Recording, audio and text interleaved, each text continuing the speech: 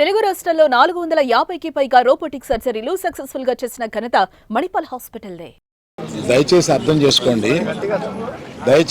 చేసుకోండి. ఇంకా గట్టిగానా అరుస్తున్నానయ్యా? వినపడుతుందండి?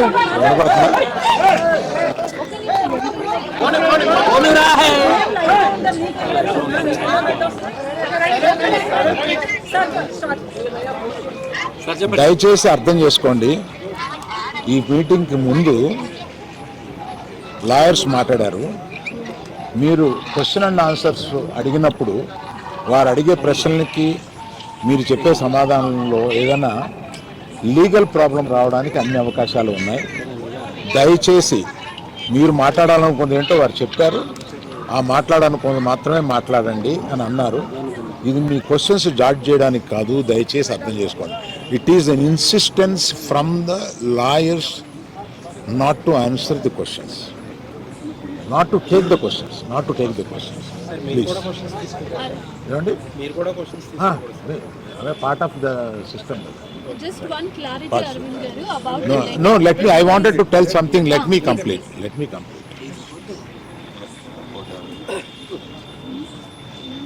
ఒక ఆల్ ఇండియాలో ఈ కలెక్షన్స్ బ్రేక్ చేసిన సినిమాలో తన కష్టం, ఆ సినిమాకి అంత కలెక్షన్స్ రావడం, ఇవన్నీ చేసిన ఒక సినిమాకి అతను వెళ్ళి మొదటి షోలో తన కూర్చొని జనం దీన్ని ఎంత అప్రిషియేట్ చేస్తున్నారో, తనని ఎలా రిసీవ్ చేసుకున్నారు అని చూసుకునే అదృష్టం లేకపోయింది. Because of an unfortunate incident he had to come back.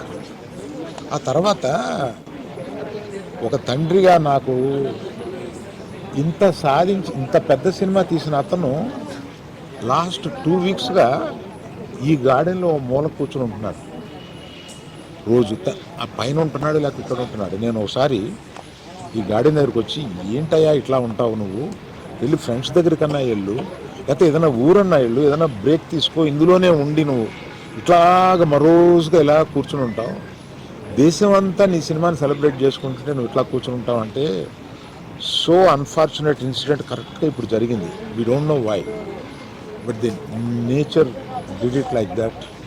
Let me take it, తర్వాత ఎప్పుడైనా వెళ్తాలే అని.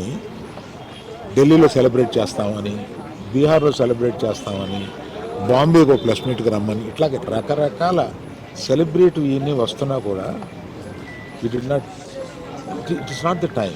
ఇట్ ఈస్ ఒక ఫ్యామిలీ, అందులో తన అభిమానుల ఫ్యామిలీలా అయిపోయినందువల్ల అతన్ని చూస్తుంటే నాకే కడుపు తరుపుకుంటుంది. ఎందుకంటే మీరు కూడా ఒకటి అర్థం చేసుకోండి, 22 సంవత్సరాలు తను కష్టపడి ఈ పేరు సంపాదించుకున్నాడు. ఇది ఒక రోజుతో వచ్చింది కాదు, ఒక సినిమాతో వచ్చింది కాదు, ఒక ప్రెస్ మీట్తో వచ్చింది కాదు, ఒక ఇన్సిడెంట్తో వచ్చింది కాదు. ఇది క్రమక్రమంగా అతను బిల్డప్ చేసుకున్నాడు. ఆ బిల్డప్ చేసుకోవడం కాదు, 3 జనరేషన్స్ నుంచి వస్తుంది. మీరు ఎప్పుడైనా 3 జనరేషన్స్ని చూశారు? ఎప్పుడైనా మేము ఇట్లాంటి బ్లేమ్ తీసుకున్నాము, మేము ఇలా బిహేవ్ చేస్తాము, ఇలా ఇర్రేషనల్గా ఉంటాము? మీరే అర్థం చేసుకోండి.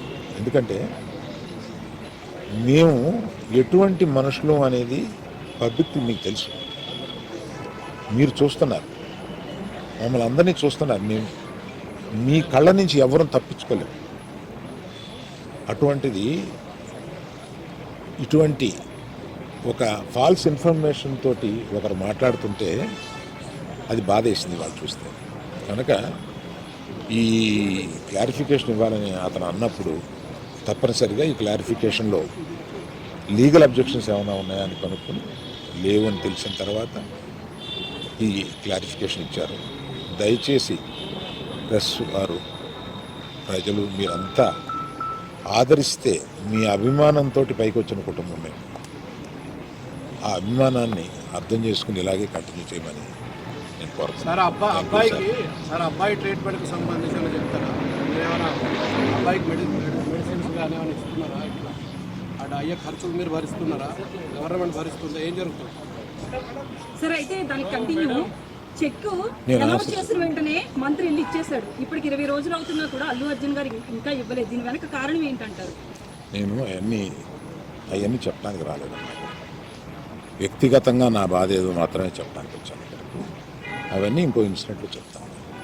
ఎందుకంటే ఇందాక అర్జున్ చెప్పబోయి కూడా అర్జున్ ఒక అమౌంట్, నవీన్ మైత్రి వాళ్ళు ఒక అమౌంట్, డైరెక్టర్ గారు ఒక అమౌంట్, ఇదంతా పెట్టి ఒక ట్రస్ట్ చేద్దాము ఇది అని ఏదో అనుకున్నాను. దాన్ని ఇప్పుడు చెప్పి నేను ఆ విషయాన్ని డైల్యూట్ చేయడానికి దాన్ని ఇంకొకసారి వచ్చి వివరంగా వాళ్ళు మైత్రి ఈయన అందరూ కూర్చొని దీన్ని ఎలా చేయబోతున్నాం, ఎంత సపోర్టివ్గా ఉండబోతున్నాం అనేది తప్పనిసరిగా మీకు చెప్తాను.